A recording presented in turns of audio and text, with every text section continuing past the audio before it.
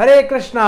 आप सभी का फिर से स्वागत है आपके अपने चैनल गौरांग ज्ञान में। और आज फिर से बहुत ही ज़्यादा स्पेशल डे है। आज है व्यास पूजा महोत्सव of his holiness Gopal Krishna Goswami Guru Maharaj. आज हमारे गुरु महाराज का आविर्भाव दिवस है। बहुत ही ज़्यादा स्पेशल डे है हमारे लिए। हम लोग वैसे तो पूरे जीवन भर महाराज की ग्लोरीज करें तो भी ग्लोरीज महाराज की कम है। जैसे कि बताया जाता है ना कि अनंत शेष अपने अनंत मुखों से अनंत काल से भगवान विष्णु का गुणगान कर रहे हैं, बट वो गुणगान खत्म नहीं हो रहा है। तो वैसे ही जो भगवान के भक्त हैं उनके अंदर भी भगवान की क्वालिटीज़ होती हैं, भगवान की क्वालिटीज़ उनके अंदर पाई जाती हैं। और उनका गुणगान करने के लिए भी हमारे को अनंत काल चाहिए, बट फिर भी हम उनका गुणगान नहीं कर सकते। और हालांकि I am also not qualified to glorify such a precious and such a high class personality like his holiness Gopal Krishna Goswami Maharaj. Maharaj को ग्लोरीफाई करना कोई छोटी मोटी बात नहीं है। हम क्वालिफाई करते ही नहीं हो स्टेट पे, बट फिर भी महाराज को ग्लोरीफाई करने से अपनी प्योरिटी आए। अपने आप को प्योरीफाई करने के लिए हमें महाराज को ग्लोरीफाई करना चाहिए।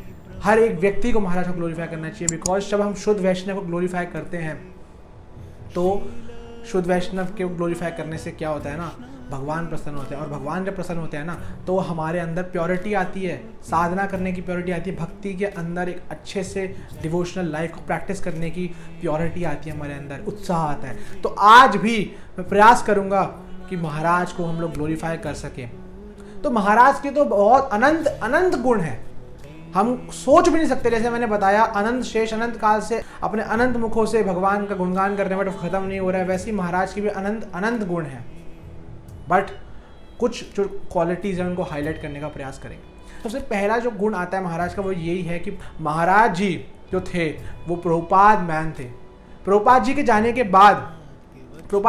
के बाद जब ये मूवमेंट थी तो थोड़ी सी डगमगाने लगी थी। हालांकि देखा जाए हम लोग देखते ही हैं जब एक संस्था का संस्थापक आचार्य जब जाता है ना तो जो संस्था है वो थोड़ी सी हिलने लगती है, उसके अंदर कॉन्फ्लिक्ट्स उत्पन्न होने लग जाते हैं। तो वैसे ही इस मूवमेंट के अंदर भी थोड़े बहुत कॉन्फ्लिक्ट्स आने लग गए थे, but Guru Maharaj was a Prabhupada man. तो प्रभुपाद मैन होने के नाते महाराज ने इस पूरी मूवमेंट को संभाल के रखा और उनके गुरु भाइयों के साथ his holiness जयपताका Swami Maharaj, his holiness Radhanath Swami Maharaj, इन सब के साथ मिलके इस मूवमेंट को चलाया। पता है कैसे चलाया इस मूवमेंट को साथ में मिलकर? उन्होंने आपस में कभी भी कोई भी कॉन्फ्लिक्ट नहीं किया, आपस में प्रेम पूर्वक रहा करते थे। प्रभुपाद जी के जाने के बाद हो सकता है ऐसा उनके मन में भावना आती हो कि मैं आगे हूं, I am the best and you are not the best, ऐसी करके भावना आ सकती थी उनके अंदर, बट उन्होंने अपने अंदर ऐसा भाव नहीं लेके आए वो, और हर एक व्यक्ति के साथ चलकर इस मूवमेंट को आगे की तरफ बढ़ाया। सबसे बड़ी क्वालिटी महाराज की ये थी, कोऑपरेट करना, कैसे भक्तों के साथ कोऑपरेट करना है। और आगे चल के महाराज की क्वालिटीज अगर हम देखें तो और नेक्स्ट क्वालिटी जो महाराज की आती है वो है हिज सेंसिटिविटी। महाराज कितने सेंसिटिव थे।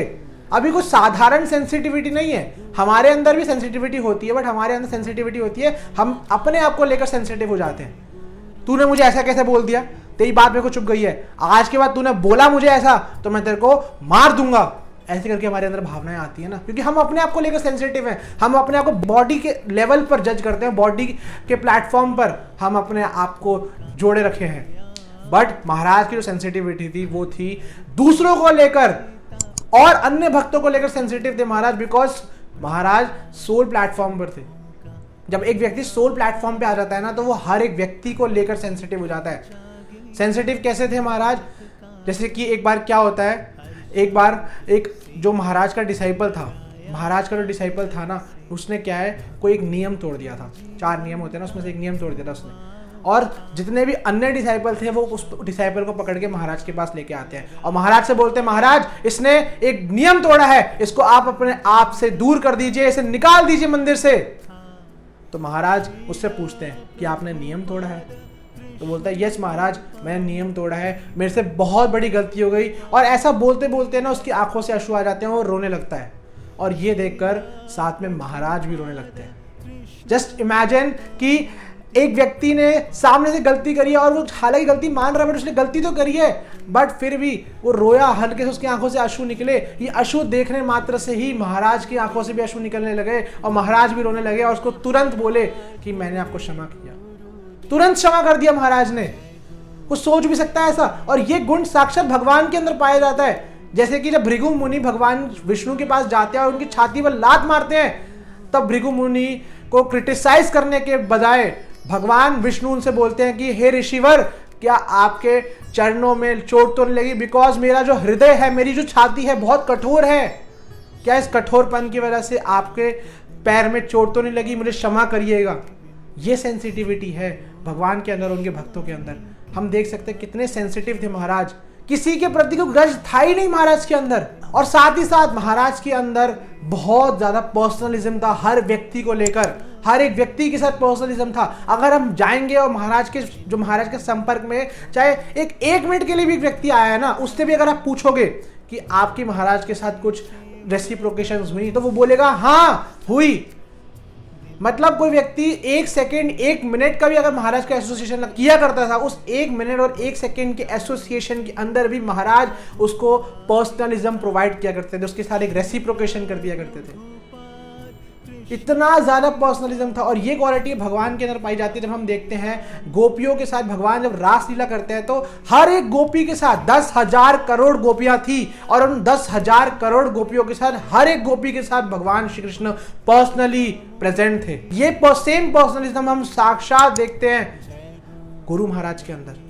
हर एक व्यक्ति के साथ पर्सनलिज्म था महाराज का, हर एक व्यक्ति के साथ संबंध था, घनिष्ठ संबंध था। कभी भी कोई व्यक्ति ऐसा नहीं बोलेगा महाराज के लिए कि महाराज ने मेरे को क्रिटिसाइज किया, बिकॉज महाराज के अंदर क्वालिटी थी नहीं किसी को क्रिटिसाइज करने की। इतने स्वीट थे, स्वीट लाइक अ शुगर कैंडी, कि महाराज से बात करने मात्र से ही व्यक्ति का जो मूड रिफ्रेशिंग हो जाया करता था। महाराज जितने ज्यादा विनम्र, जितने ज्यादा लवेबल थे ना, साथ ही साथ उतने ज्यादा कमिटेड थे प्रभुपाद जी के प्रति। जो उनकी इंस्ट्रक्शंस प्रभुपाद जी से उनको मिली थी, उसके प्रति कमिटेड थे। और पूरा जीवन हम देखते हैं महाराज ने अपना पूरा का पूरा जीवन प्रभुपाद जी के निर्देशों में दे दिया। प्रभुपाद जी ने जो उनको इंस्ट्रक्शन दी थी कि तुम भारत के अंदर बड़े बड़े मंदिर खोलो, और दिल्ली शहर जैसे शहर में महाराज को बोला गया था कि तुम 18 मंदिर खोलो। और आज हम देखते हैं कि महाराज ने ये टारगेट अचीव किया, और तब जाके महाराज प्रभुपाद जी की नित्य लीला में प्रवेश किए। पूरा का पूरा जो इंस्ट्रक्शंस मिली थी ना महाराज को, सारी की सारी इंस्ट्रक्शंस महाराज ने प्रभुपाद जी की फुलफिल की, तब जाके वो भगवान के धाम प्रभुपाद जी के पास नित्य लीला में प्रवेश किए। महाराज इतने ज्यादा हम्बल थे कि जो शिष्टाश्रम जो चैतन्य महाप्रभु ने हमारे को दिया, उसका 3rd श्लोक, तृणारपि सुनिचेना तरोरपि सहिष्णुना अमानी न मान देना कीर्तन सदा हरि, इसको एज इट इज फॉलो किया करते थे। तिनके से भी ज्यादा विनम्र थे महाराज, पेड़ से भी ज्यादा टॉलरेंट थे, और अपना सम्मान किए बिना बाकी भक्तों को सम्मान दिया करते थे। ये थी महाराज के अंदर गुण। कोई व्यक्ति सोच भी नहीं सकता, इतने ज्यादा विनम्र थे महाराज, और विनम्रता के साथ साथ टॉलरेट भी थे। हर प्रकार की समस्याएं आई हैं महाराज के जीवन के अंदर, बट फिर भी महाराज ने उन समस्या को ओवरकम किया, बिकॉज श्रील प्रभुपाद की इंस्ट्रक्शंस को वो एज इट इज फॉलो किया। श्रील प्रभुपाद के इंस्ट्रक्शंस को कोई फॉर ग्रांटेड नहीं लिया उन्होंने कभी भी। उन्होंने अपने जीवन के अंदर श्रील प्रभुपाद की इंस्ट्रक्शंस को पत्थर की लकीर के समान लिया। हम लोग तो गुरु की जो इंस्ट्रक्शंस हैं उसको फॉर ग्रांटेड ले लेते हैं, बोलते हैं यार ठीक है यार, गुरु ने इंस्ट्रक्शन दिया है ना, कोई नहीं, कर लेंगे, पूरा जीवन पड़ा है यार, कर लेंगे, कभी ना कभी तो कर ही लेंगे। बट गुरु महाराज ने कभी भी ऐसा नहीं सोचा। गुरु महाराज ने सोचा कि प्रभुपाद जी के इंस्ट्रक्शंस हैं, ये मुझे अभी के अभी पूर्ण करनी है, कभी भी इसको फॉर ग्रांटेड नहीं लिया। इसीलिए महाराज हर प्रकार की समस्याएं जो जीवन के अंदर आई उनको ओवरकम कर पाए, बिकॉज वो प्रभुपाद जी के साथ अपनी प्रेजेंस को फील कर पाते थे हर मोड़ के ऊपर। श्रीमद् भागवतम के अंदर श्लोक आता है 3rd कैंटो के 25th अध्याय के 21वां श्लोक। ये श्लोक कुछ इस प्रकार है, तितिक्ष्वा कारुणिका सुहृत् सर्वदेहिनाम अजात शत्रु शांतः साधु साध भूषणम। इस श्लोक के अंदर भगवान कपिल मुनि भक्तों की क्वालिटीज बताते हैं कि भक्त कैसा होता है। भक्त के अंदर क्या क्वालिटीज होती है? वो टॉलरेंट होता है, हम्बल होता है, मर्सीफुल होता है, उसका कोई शत्रु नहीं होता, हर प्रकार से वो हर व्यक्ति के प्रति फ्रेंडली बर्ताव रखता है। ऐसा व्यक्ति क्या भक्त है। और इस सारी की सारी क्वालिटीज अगर हम लोग देखें ना, गुरु महाराज के अंदर प्रेजेंट थी। महाराज मर्सीफुल तो थे ही थे, जैसे मैंने आपको उस भक्त का जिसने नियम तोड़ा था उसका मैंने एग्जाम्पल दिया आपको। साथ ही साथ महाराज किसी के प्रति कोई ईर्ष्या घृणा ग्रजेस करते ही नहीं थे। कोई व्यक्ति अगर सामने से आता था, महाराज को उल्टा सीधा बोलता था, तब भी महाराज उसको क्षमा कर दिया करते थे। तब भी महाराज उसको क्रिटिसाइज कभी करते ही नहीं थे। कोई व्यक्ति उनको चाहे उनकी शरण में आए, कौन से माफी मांगे ना मांगे, फिर भी महाराज उसको क्षमा कर दिया करते थे। ये महाराज की क्वालिटी थी। तो इससे बड़ा मर्सीफुल व्यक्ति कोई कैसे हो सकता है। हर प्रकार हर व्यक्ति के साथ महाराज का फ्रेंडली बर्ताव था। किसी के साथ महाराज ने कभी भी ईर्ष्या द्वेष किया ही नहीं। और इस श्लोका के अंदर जो एक लाइन सबसे ज्यादा हाईलाइट करती है वो है अजातशत्रु शांतः। अजातशत्रु शांतः का मतलब है इस एक व्यक्ति का कोई शत्रु नहीं होता। अब शत्रु नहीं होता इसका मतलब ऐसा नहीं है कि सामने वाला व्यक्ति महाराज को क्रिटिसाइज नहीं करता था। महाराज के शत्रु थे, महाराज को लोग क्रिटिसाइज किया करते थे, बट फिर भी महाराज उनको अपना शत्रु नहीं मानते थे। जैसे भगवान श्री कृष्ण का नाम है अजातशत्रु। भगवान श्री कृष्ण को अजातशत्रु बोला जाता है बिकॉज भगवान श्री कृष्ण का कोई शत्रु नहीं है। अब कोई व्यक्ति बोल सकता है अरे भगवान के तो बहुत शत्रु हैं प्रभु जी, कंस था भगवान का शत्रु, दुर्योधन था भगवान का शत्रु, कितने सारे शत्रु हैं भगवान के, बट भगवान उनको अपना शत्रु नहीं मानते थे, इसलिए भगवान को अजातशत्रु कहा गया है। और वही महाराज को भी कह सकते हैं हम अजातशत्रु, बिकॉज महाराज के जीवन में लोग थे जो उनको क्रिटिसाइज किया करते थे, बट महाराज कभी उनको अपना एनिमी नहीं माना करते थे, because he is on sole platform. और सोल प्लेटफॉर्म पे होने की वजह से वो हर एक व्यक्ति के अंदर परमात्मा को देख पाते थे और हर एक व्यक्ति को परमात्मा का सर्वेंट समझते थे। इसीलिए कभी भी उनके प्रति कभी कोई घृणा नहीं आया महाराज के अंदर, कोई घृणा कोई ग्रज नहीं था महाराज के अंदर। हर व्यक्ति को महाराज ने प्रभुपाद जी का और भगवान का सर्वेंट के तौर पर लिया है, इसीलिए सबसे प्रेम पूर्वक बर्ताव कर सके। सबसे ज्यादा इंपॉर्टेंट बात जो गुरु के अंदर होनी चाहिए वो ये है कि वो एग्जाम्पलरी होना चाहिए। जैसे भगवान गीता के अंदर बता रहे हैं यद यद आचति श्रेष्ठा तत्तदेवा तरोजना सयद प्रमाणम कुरुते लोकस्तत् अनुवर्तते, यानी कि एक ऐसा व्यक्ति जो एक लीडर है वो जैसा जैसा कार्य करेगा उसकी जो पीछे उसके जो फॉलोअर्स हैं वो उसको वैसे वैसे फॉलो करेंगे। इस श्लोका को as it is Guru Maharaj ने फॉलो किया अपने जीवन में, और एज इट इज इस श्लोका का जो एग्जाम्पल हम दे सकते हैं ना वो है गुरु महाराज। जैसे प्रभुपाद जी अपने एग्जाम्पल से सिखाए ना, प्रभुपाद जी ने अपने एग्जाम्पल से हिप्पीज को हैप्पीज बनाया, वैसे ही गुरु महाराज ने कभी भी सामने से आदेश नहीं दिया, आदेश देने के बजाय अपने एग्जाम्पल से महाराज ने सिखाया। महाराज डीटी वर्शिप पे बहुत ज्यादा फोकस किया करते थे, तो उसका मतलब ये नहीं था कि महाराज खुद डीटी वर्शिप नहीं किया करते थे। महाराज डीटी वर्शिप के प्रति जो महाराज का जो प्रेम था वो तो कोई सोच ही नहीं सकता कितना प्रेम था। इवन सोते समय भी, अभी पीछे एक वीडियो वायरल हुई थी और मैं आपको दिखाता हूँ ये वीडियो, जिसके अंदर आप देखिए कि महाराज सोते समय भी गौर निताई की वर्शिप कर रहे हैं।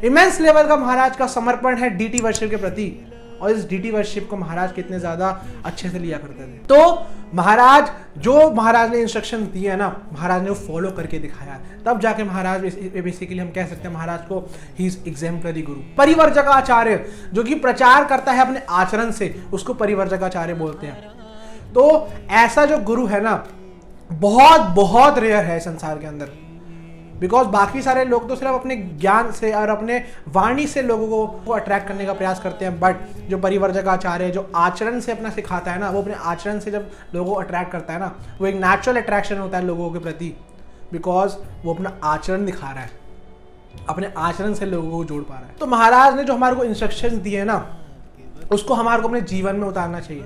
अगर हम महाराज के दिए हुए इंस्ट्रक्शंस को अपने जीवन में नहीं उतारेंगे ना तो हम बेसिकली बहुत ज़्यादा, वैसे हम नालायक हैं, हमारे अंदर कोई क्वालिटी नहीं है, हम लोग महाराज को ग्लोरीफाई भी नहीं कर सकते, इतने ज़्यादा नालायक लोग हैं। बट अगर हम लोग महाराज की सब इंस्ट्रक्शंस फॉलो करेंगे जो महाराज ने बोला है, महाराज ने कहा है अपने जीवन में chant attentively 16 rounds, follow 4 regulatory principles and cooperate to grow in this movement, बस अगर हमने ये फॉलो कर लिया ना तो महाराज ने कहा है definitely you will go back home back to Godhead. तो बस महाराज की इंस्ट्रक्शंस फॉलो करने मात्र से ही एक व्यक्ति भगवान के धाम जा सकता है। हमारी तो वैसे कोई क्वालिफिकेशन नहीं है, बट महाराज की इंस्ट्रक्शन अगर हम पालन करेंगे तब भगवान के हम धाम जा सकते हैं। हालांकि महाराज अभी हमारे बीच में उपलब्ध नहीं है वपू रूप से, बट अगर हम लोग महाराज की इंस्ट्रक्शंस का पालन करेंगे तो उससे ये होगा ना, उससे हम महाराज की जो प्रेजेंस है अपने जीवन में महसूस कर पाएंगे। जैसे प्रभुपाद जी के जाने के बाद गुरु महाराज जब इस पृथ्वी पे थे तो प्रभुपाद जी 1977 में चले गए थे, तो ये मान के चलिए 50-55 साल महाराज ने प्रभुपाद जी के बिना इस मूवमेंट में अपना समय व्यतीत किया। तो क्या महाराज को प्रभुपाद जी के जो प्रेजेंस थी वो खलती नहीं थी? जरूर खलती थी, बट जब वो प्रभुपाद जी की इंस्ट्रक्शंस को पालन करने में इतने ज़्यादा मशरूफ थे, पर प्रभुपाद जी के इंस्ट्रक्शंस को पत्थर की लकीर की तरह लिया करते थे, उसको फॉलो करने में इतने ज़्यादा बिजी थे कि वो प्रभुपाद जी की प्रेजेंस को कभी भी ऐसा उन्होंने समझा ही नहीं कि प्रभुपाद जी उनके साथ में नहीं है। हमेशा प्रभुपाद जी की प्रेजेंस उन्होंने फील किया है। वैसे ही अगर हम लोग महाराज के इंस्ट्रक्शन का पालन करेंगे तो हम लोग देखेंगे कि हम अपने जीवन के अंदर महाराज की प्रेजेंस को महसूस कर पाएंगे। हिज ग्रेस मोहन रूपा प्रभु जी बताते हैं कि जो हमारे गुरु महाराज है ना, वो ऐसे गुरु हैं जो हम हजारों लाखों करोड़ों जन्मों तक तपस्या कर ले तब भी जाके नहीं मिलेंगे। ऐसे गुरु वंस इन अ मिलेनियम ऐसे गुरु है हमारे। अगर हम ऐसे गुरु की इंस्ट्रक्शंस का भी पालन नहीं करेंगे ना, क्या हम लोग सोचें कहाँ के हम लोग बन जाएंगे? हमसे बड़ा कोई राक्षस है ही नहीं फिर तो। ऐसे गुरु का हमें इंस्ट्रक्शंस का पालन करना चाहिए। और श्रील भक्ति विनोद ठाकुर ने कहा है, एक डिसाइपल और एक गुरु का जो रिश्ता है वो एक सोल और एक शरीर की तरह। जैसे एक सोल एक शरीर को तब तक नहीं छोड़ती जब तक उसको मृत्यु नहीं आती ना, वैसे ही एक गुरु एक डिसाइपल को तब तक नहीं छोड़ता जब तक वो उसको भगवान के धाम ना लेके चले जाए। जैसे हम लोग बोलते हैं ना कि गर्लफ्रेंड बॉयफ्रेंड एक दूसरे को बोलते हैं ना, हमारा 7 जन्म का रिश्ता है, जन्मों जन्मांतर तक हम साथ में रहेंगे। तो ये बेसिकली बोगस थिंग है। अगर जन्म जन्मांतर तक किसी का रिश्ता है ना, वो एक गुरु और एक शिष्य का है, और ये रिश्ता हमारा गुरुदेव के साथ है। तो महाराज को अगर हम सही मायनों में ट्रिब्यूट देना चाहते हैं ना, तो हमारे को साथ मिलकर इस मूवमेंट को चलाना है। कोई किसी प्रकार का कॉन्फ्लिक्ट हमारे जीवन में ना हो, हमें साथ मिलकर इस मूवमेंट को आगे की तरफ कैरी फॉरवर्ड करना है और साथ में प्रेम पूर्वक रहना है। क्योंकि महाराज हमेशा अपने जीवन में अपने एग्जाम्पल से ये दिखाया कि कैसे हम लोग भक्तों के साथ प्रेम पूर्वक रहें। महाराज हमेशा प्रचेतास का एग्जाम्पल दिया करते। जैसे प्रचेतास ने शिव जी की साथ मिलकर तपस्या की और अब साथ मिलकर भगवान की तपस्या कर रहे हैं, वैसे ही हमें साथ मिलकर इस मूवमेंट के अंदर एक दूसरे के डिफरेंसेस को बुलाकर साथ मिलकर प्रेम पूर्वक इस मूवमेंट में लेके आगे बढ़ना है। और सबसे बड़ा ट्रिब्यूट महाराज को यही होगा कि हम साथ मिलकर प्रेम पूर्वक एक दूसरे के साथ रहे और मूवमेंट में भक्ति करें, चैंटिंग करें अटेंटिवली, 4 नियमों का पालन करें। तो एट द एंड मैं यही कहूँगा कि महाराज के इंस्ट्रक्शंस का पालन कीजिए, तो आप देखेंगे कि महाराज की जो प्रेजेंस है वो आपके जीवन में आपको फील होने लगेगी। इंस्ट्रक्शन से ही हम बेसिकली गुरु को प्रसन्न कर सकते हैं। सबसे बड़ी प्रसन्नता गुरु के लिए यही है, सबसे बड़ा उपहार गुरु के लिए ही है इस व्यास पूजा महोत्सव में। So please follow the instructions of Guru Maharaj. हरे कृष्णा। गौर निताय सेवा का हुआ विस्तार। श्रील प्रभुपाद कृष्ण कृपा मूर्ति, प्रभुपाद कृपा मूर्ति है गुरुदेव। श्रील प्रभुपाद कृष्ण कृपा मूर्ति, प्रभुपाद कृपा मूर्ति है